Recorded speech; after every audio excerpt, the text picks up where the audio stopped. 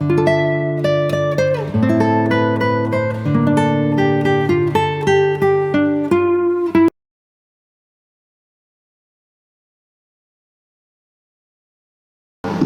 tolak dari surah Al-Maidah ayat 90 tentang masalah khamar ya sebagai sumber dosa.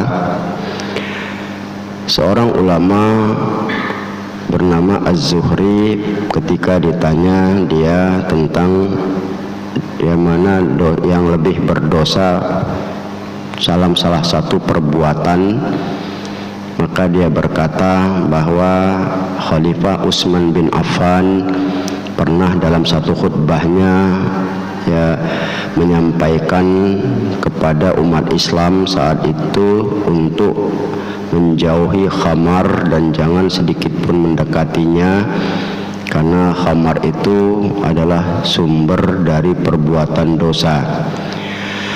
Utsman bin Affan dalam khutbah itu menceritakan kisah lalu ya tentang seorang yang solih, yang rajin beribadah ya, yang kehidupannya dilakukan untuk beribadah itu.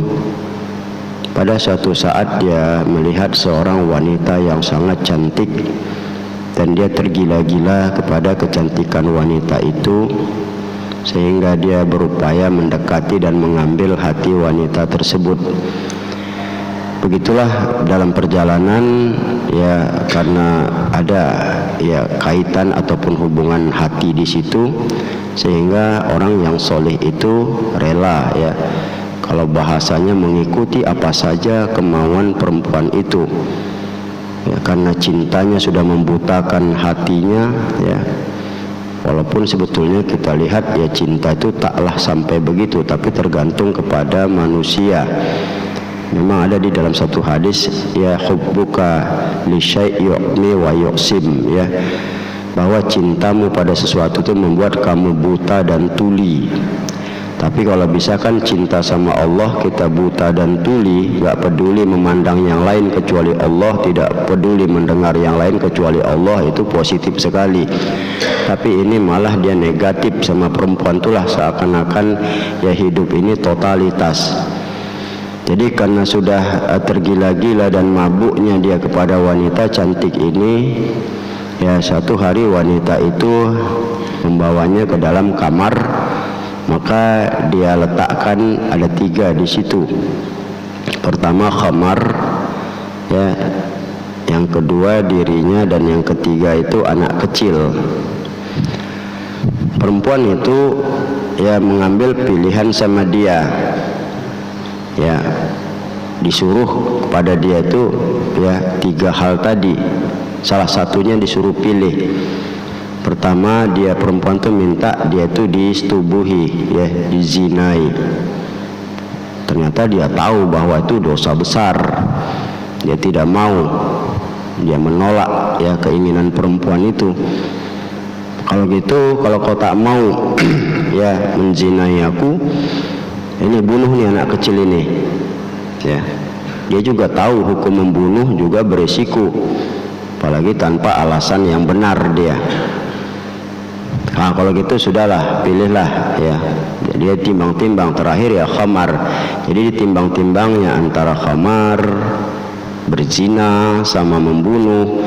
Yang paling enteng kan minum, kan itu masalahnya. Ya dia ambil yang paling enteng, itulah dianggapnya. Maka ditenggaknya khamar itu ya. Begitu dia tenggak, dia tahulah, kita bilang khamar ini kan jelas khamirul akli, menghilangkan akal. Akal hilang, nafsu yang besar, totalitas ayah akal sudah tidak ada lagi sedikit pun di dalam dirinya itu, tidak berfungsi, dia mabuk. Apa yang terjadi ketika dia mabuk, sudah tak lagi dipandangnya macam-macam ya, ajakan perempuan yang ditolaknya tadi langsung dia lakukan. Dia berzina di situ, sondor, punya rasa malu terhadap anak kecil yang ada di situ. Selesai dia perbuat, baru dia sadar kalau anak kecil itu melihat perbuatannya. Daripada ada saksi, nah inilah kita ya, kadang-kadang penyakit dulu itu sampai sekarang berlangsung. ya ada saksi bunuh saksi, ya dan inilah ya penyakit manusia itu, supaya ketutup kesalahannya kan begitu. Akhirnya apa, dibunuhnya lah anak kecil itu. Artinya apa yang terjadi bahwa ya tiga-tiga dia lakukan dengan satu sumber dia. Dari kisah singkat ini jelas sebenarnya bagi kita Allah sudah ingatkan, malah dia paling awal, ya ayyuhalladzina amanu innamal khamru, wahai orang-orang yang beriman, sesungguhnya khamar, wal maisir, judi, wal ansab, ya mengundi nasib dengan panah, wal azlam, ya kemudian berhubungan dengan berhala, semuanya itu kata Allah rijsun, ya itu najis, perbuatan kotor, min amali syaiton, dari perbuatan setan. Kalau sudah namanya bicara atas nama setan, tidak ada setan itu yang menginginkan baik. Memang dari sumbernya pun setan itu salah, ya jahat. Maka Allah katakan fajtanibuh, itu enggak ada tawar menawar, jauhi. La'allakum tuflihun, mudah-mudahan kamu pasti menang, sukses, beruntung, bahagia.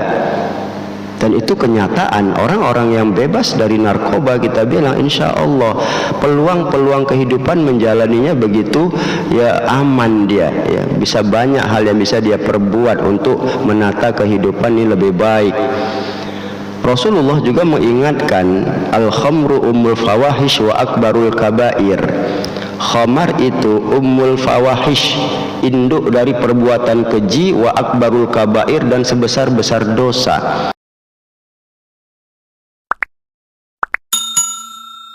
Artinya dari segi perbuatan, ya kalau dari segi keyakinan kita bilang itu syirik memang nomor satunya. Tapi ini kan menimbulkan akibat-akibat yang lain itu tadi, sampai Rasul mengatakan ketika orang itu sudah minum khamar, ya dia akan berani mensetubuhi, jangankan yang tadi seperti perempuan cantik itu, Rasul malah lebih dahsyat lagi, dia bilang ibu dan bibinya pun berani dia lakukan. Coba, karena sudah hukum itu tak berlaku lagi, karena akal sudah hilang dia. Makanya Rasul tegas sekali itu ya, kullu muskirin khamrun, setiap yang memabukkan itu khamar, itu secara umum. Nah kita kan sekarang dimodifikasi dengan nama sabu-sabu. Kalau dulu memang dia itu alatnya, bendanya cair, ya benda itu cair, ditenggak langsung. Nah, sekarang dibikin orang tidak cair, bentuk pil. Ya ini jelas kalau inilah kita bilang bertabur di Indonesia ini, itu sama dengan menghancurkan banyak ya satu generasi lebih. Ya kadang-kadang kita sedih, ya berulang-ulang mungkin dari dulu-dulu tidak pernah mungkin luput, ya artinya terus para ulama, para guru-guru menyampaikan. Sekarang kok malah jadi darurat, kita bilang bertikai pula lagi ya institusi yang tak pantas sebetulnya terjadi dengan tuding menuding. Rasanya nggak perlu ya, tapi bagaimana negara ini bisa aman selamat? Karena rata-rata itu kalau kita lihat orang disuruh membunuh pertama itu mikir, ya sebodoh-bodoh orang suruh bunuh mikir, tapi begitu dikasih nggak mikir lagi. Nah inilah jeleknya khamar itu ya. Kita sebagai orang yang malah mensuplainya, kan ini kan bahaya kali kita bilang ya. Lebih baik dia untung besar daripada negara ini hancur. Amankan diri, biarlah orang mau mati, mau bikin jahat, yang penting aku untung kaya. Ini kan satu otak yang tak beres ini kita bilang ya. Maka itu dalam hal seperti ini jelas ya, khamar itu bahaya sekali dalam kehidupan kita, yang dapat dampak negatifnya itu sudahlah yang bikin, yang mengkonsumsi rusak, orang lain terganggu. Ya, inilah hal-hal yang sebenarnya kembali bagi kita ya, penyelamatan bangsa ini sangat perlu ya. Kalaupun timbul pertikaian yang sekarang sedang heboh, sebenarnya Islam itu sederhana aja. Kalau memang mau membuka diri segampangnya itu ya. Cuma berani apa tidak kan itu ya. Kita tidak menyinggung, cuma mungkin solusinya. Nabi kan katakan al-bayyinatu 'alal mudda'i wal yaminu ala man ankara.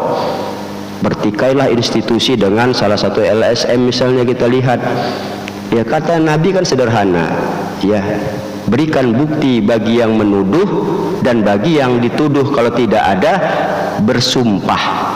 Wal yaminu ala man ankara, dituduhkan mungkin sebagai begini-begini, sumpah aja, sumpah bilang. Itu sederhana kan, bersumpah, demi Allah saya bersumpah bahwa saya tidak nerima uang begini, kalau saya nerima dilaknat Allah saya dunia akhirat. Silahkan, enggak apa-apa. Atau kalau saya memang memakan uang itu, menerima uang itu, saya rela mati dan akan disiksa, bikin begitu coba. Kita buktikan nanti ke depan tuh bagaimana, kan sederhana, enggak apalah repot, ngapain ribut-ribut sampai berbagai macam hal kan. Nah, gentleman, jujur, silahkan. Islam tuh sederhana, enggak apalah repot kali. Ya, nah, inilah sebetulnya. Tapi yang penting bangsa ini selamat. Karena kita sedih ya, masalah khamar ini kan. Ya maaf aja kalau kita mungkin menggambarkan hutan yang begitu lebat, dirambah diganti jadi sawit, kenapa bisa? Tak tumbuh lagi ya hutan itu, tak tumbuh lagi pohon-pohon besar itu.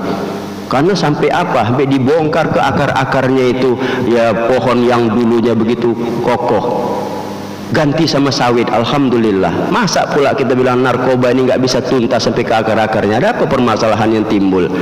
Ya Quran sudah jelas, itu perbuatan setan, jangan. Ya. Jadi semuanya setan jadinya kan, dari yang mulai mengedarkan, mau backing dan sebagainya, akhirnya yang mabuk, jadi setan semua. Jadi kalau negara ini orangnya begitu, kayak mana kita bilang mau bagus ya? Maka itu dari jauh hari ya Allah Ta'ala sudah memberikan gambaran ya, Rasulullah menekankan kepada kita ya, itu kenapa Islam itu begitu berjaya, kenapa orang Islam itu bagus-bagus, karena memang bersih. Abu Ubaidah Ammar bin Jarrah itu orang yang tukang mabuk berat ya, mabuk tiap malam, mabuk dia. Begitu dia sudah masuk Islam, 1 kilometer ada khamar di sana, udah pening dia, coba lah.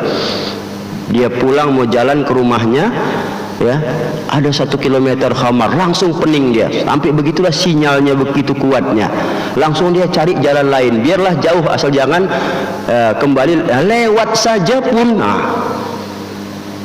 Begitulah kalau kita lihat bagaimana tidak bagus-bagus orangnya dulu itu kan. Ya, ini kadang dicekoki sampai anak kecil, apa enggak sama saja kita membunuh bangsa ini kan. Inilah yang perlu saya lagi. Jadi kisah inspiratif ini mari ya, siapapun kita ya, kalau yang berbuat terserah, mau pengedar mau bandar, sadarlah ya, jangan menumpuk dosa dengan yang haram bisnisnya. Yang kedua ya, pandanglah anak kita. Kalau anak kita lah hancur seperti itu, dengan otaknya hilang, pandangan kosong, apakah tak sedih kita, apa tega kita ya? Kenapa kadang ya seperti ini tidak memandang yang penting pundi-pundi uang di kantong, di rekening besar? Jangan begitu. Pandanglah anak bangsa ini, siapapun kita lah ya. Saya tidak bercerita kepada fokus ya berbagai macam kita institusi, tidak, tapi secara umum mari, Al-Quran sudah ingatkan, Nabi Muhammad sudah menguatkan hal tersebut, dan bukti masa lalu ya begitu jelas, dan sejarah orangnya sudah tobat dan baik pada sisi itu. Sampai begitulah ya, narkoba itu kita bilang khamar itu 1 kilometer saja dia sudah pening dia dan naning dia ya, padahal berapa jarak yang ada itu kan. Begitulah sinyal Allah berikan deteksi dalam hatinya itu ya. Saya kira demikian, wallahu alam.